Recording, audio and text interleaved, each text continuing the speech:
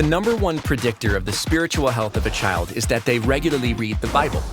But as kids get older, they spend less time connecting with God's Word. Instead, they're spending their time gaming, chatting, and watching videos. They're online, and they're searching for answers to life's questions. And if we want to share the truth of the gospel with them, we need to go where they are. Imagine your preteen having new content every day that gives them hope, shares the love of Jesus, and disciples them to deeper faith. Together, with our partners at YouVersion at One Hope, we created the Kids Bible Experience to do just that.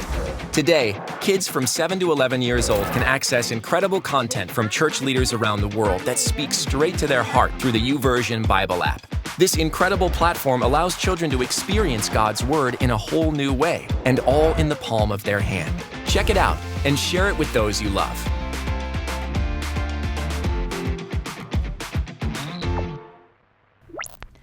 There is a Bible story that from a very young age is taught to kids.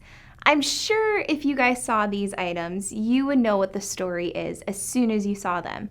Okay, so just sitting there, what Bible story do you think it is? Think for just a moment. It's the Bible story of the 5 loaves of bread and, well, you guessed it, 2 fish. When I think of the balance between compassion and evangelism, I think of this story. So let's read it in our Bibles. John chapter 6. After this, Jesus crossed over to the far side of the Sea of Galilee, also known as the Sea of Tiberias. A huge crowd kept following him wherever he went because they saw a miraculous sign as he healed the sick. Then Jesus climbed a hill and sat down with his disciples around him. It was nearly time for the Jewish Passover celebration. Jesus soon saw a huge crowd of people coming to look for him. Turning to Philip, he asked, "Where can we buy bread to feed all these people?" He was already testing Philip, for he already knew what he was going to do. Philip replied, "Even if we worked for months, we wouldn't have enough money to feed them." Then Andrew, Simon Peter's brother, spoke up.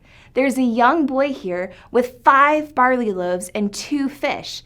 But what good is that with this huge crowd?" "Tell everyone to sit down," Jesus said. So they all sat down on the grassy slopes. The men alone numbered about 5,000. Then Jesus took the loaves, gave thanks to God, and distributed them to the people. Afterward, he did the same with the fish, and they all ate as much as they wanted. After everyone was full, Jesus told his disciples, "Now gather the leftovers so that nothing is wasted." So they picked up the pieces and filled 12 baskets with scraps left by the people who had eaten from the 5 barley loaves. When the people saw him do this miraculous sign, they exclaimed, "Surely he is the prophet that we have been expecting." That day, Jesus did a huge miracle using the things a little boy had given to him. Jesus not only met the needs of the people by showing them the power of God in that moment, but he also met the people's physical needs by offering them food. He clearly modeled both the balance of meeting people's spiritual needs and physical needs with something as simple as 5 loaves of bread and 2 fish. You see, in kids ministry, we have a responsibility to meet people where they are at and share the message of Jesus. But we also have the responsibility of helping people meet the physical needs and have compassion towards people. Both can and should work hand in hand. So, what does that look like, and how do you, as a kids ministry leader, develop a heart that reaches people where they are at and meet people with compassion while also having a heart of evangelism? If Jesus modeled this, then it is so important for us as leaders to do so also. So you may be sitting there thinking, should we really focus on the big evangelism outreaches? Should that be something that the church really goes and does? Yes, because you see, the big events attract. There is nothing wrong with the big events. The big events are used to help draw people in and help get your name out in the community. For the most part, big events help create an element of fun and bring life into the community you are in. And the sky is the limit on what you can do.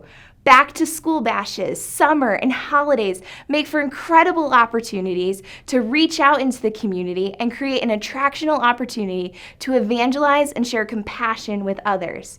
You see, for instance, Halloween.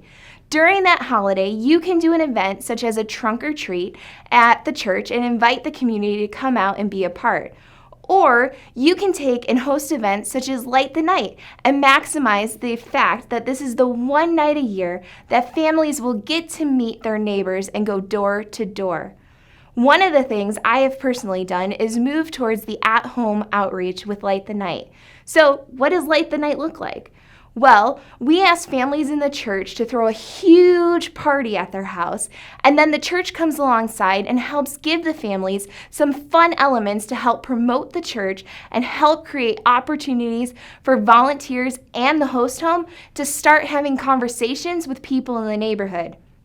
There are bags of candy filled with candy, tons of candy. There are games, there are prizes, there are food, there is water, and there is hot chocolate, all of which are meeting physical needs on that night. While kids are out trick-or-treating, this home is providing dinner, refreshments, and of course, we said it a few times, lots and lots and lots of candy. We also ask the host homes to commit to hosting each year and become known as the house on the block for the long term. The reason why this is so important is because of the evangelism aspect. We want families in the community to know that if they ever need anything, the family that lives at that house is there for them, cares for them, and can connect them to a church that also cares. So over the years, I have seen time and time again the benefits of this long-term commitment. We have seen that as a home consistently shows up on Halloween night at their house, that they get to have conversations with their neighbors, that over time, as that relationship begins to develop, when that person is going through something and needs to talk to someone, they remember that house that they went to. They remember that house that went above and beyond, and they can go back to that house because they know that that family is connected to a church and that family cares. So for instance, we had a lady who was attending a Light the Night and met their neighbor for the very first time. Their neighbor lived a few doors down for them. That outreach that night simply helped open the door. Her kids absolutely loved it, and she was able to, the first time that evening, have a conversation with the family and build a connection. Year after year, this family hosted Light the Night, and a few years down the road, this lady, their neighbor, she was sadly diagnosed with cancer. And guess who she went to? She went to that house. She knocked on the door, and she had just told them that she had been diagnosed with cancer, but that she felt like she needed to talk to that family because she knew that they were Christians. From there, the family was able to come alongside and to pray with her and offer her encouragement and offer her support. Another time, we had a family that hosted, and it opened up a door for them to get to know their neighbor. COVID hit, and they faced so many questions about what was going on. They reached out to the family that hosted and asked for prayer because they were scared. And they knew that that family was going to be able to pray with them. And you want to know what's really cool? That family was able to lead them to Christ.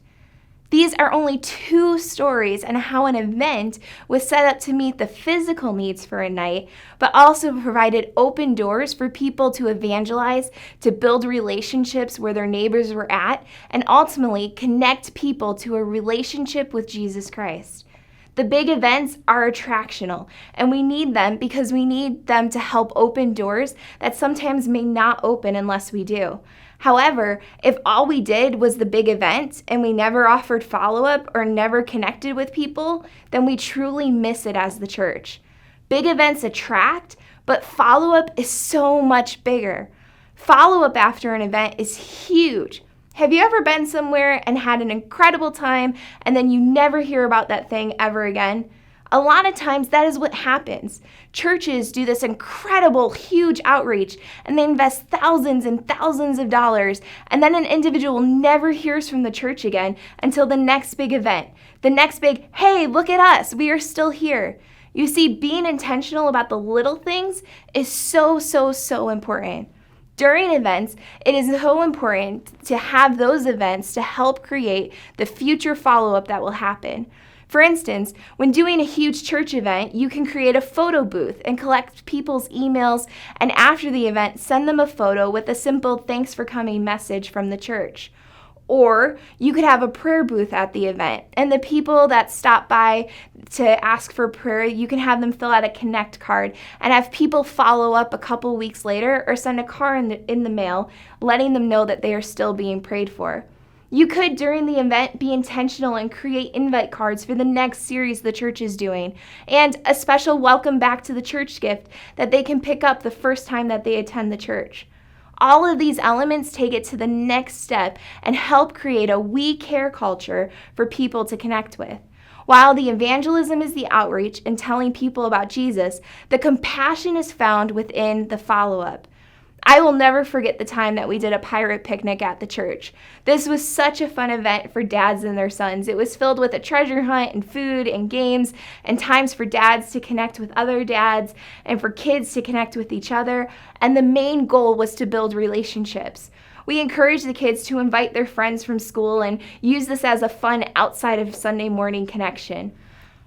One of the kids invited their friend and we had a photo booth set up. Now, him and his dad took a photo on the pirate ship by one of our volunteers. After the event, we printed out all of the photos and we were intentional about mailing them to the families with an invite back to the church.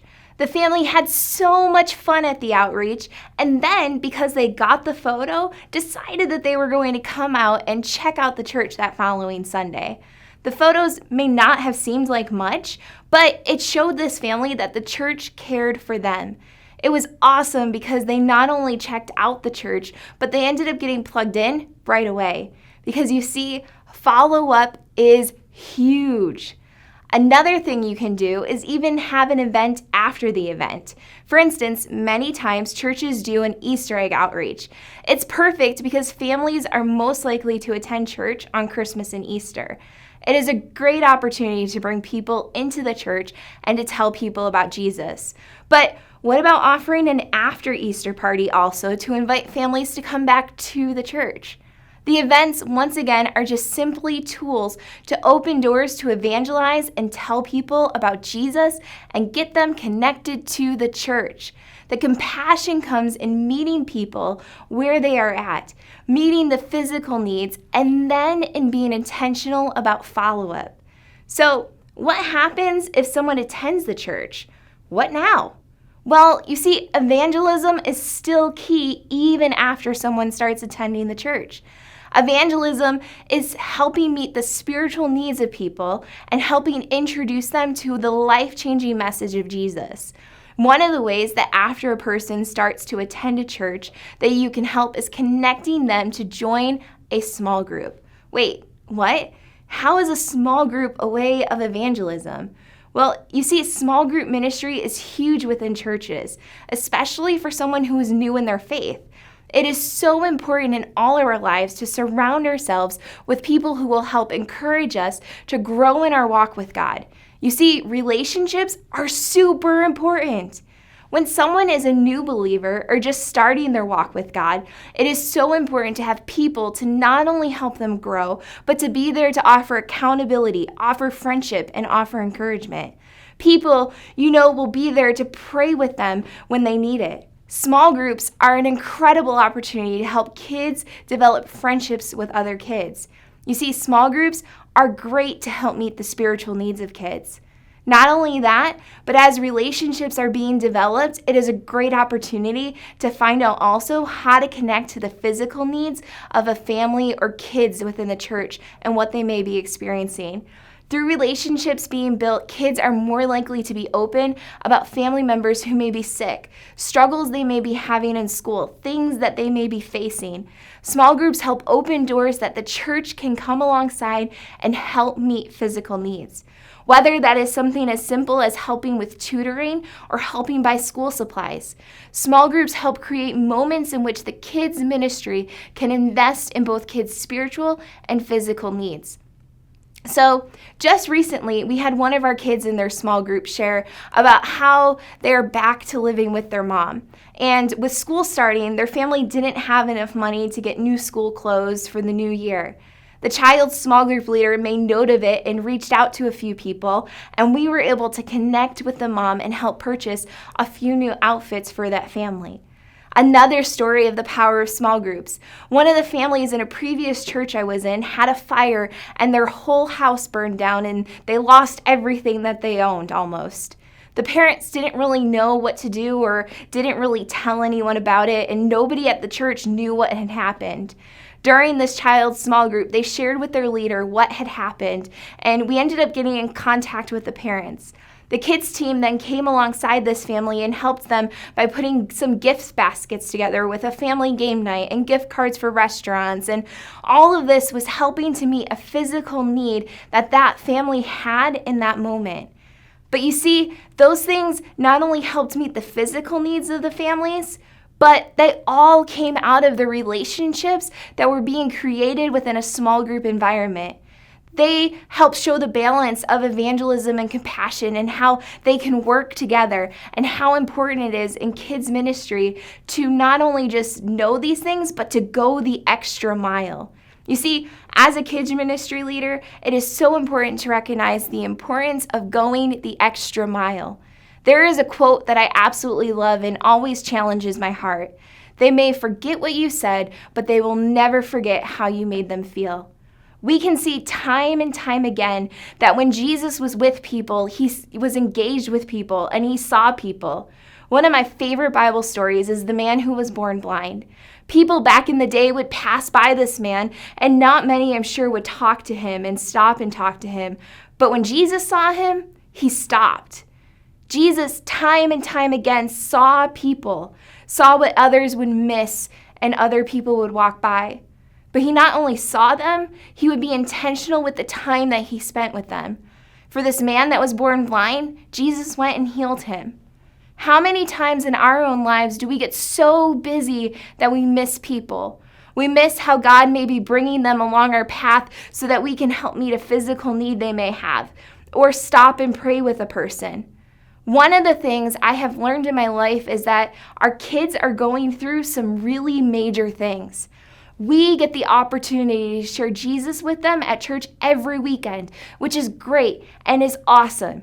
But as kidmin leaders, going the extra mile to show up in their lives outside of church, it's huge. Here's the deal. We can't do it all on our own, especially as kids pastors. But we can develop teams that help come alongside, and we can help develop a culture within our kids' ministries where going the extra mile is part of the culture. So what does that look like? Well, some easy ways. Kids are in sports and musicals. Create a sign-up form that parents can let you know their schedules and then get people to attend their games and their musicals and simply cheer kids on.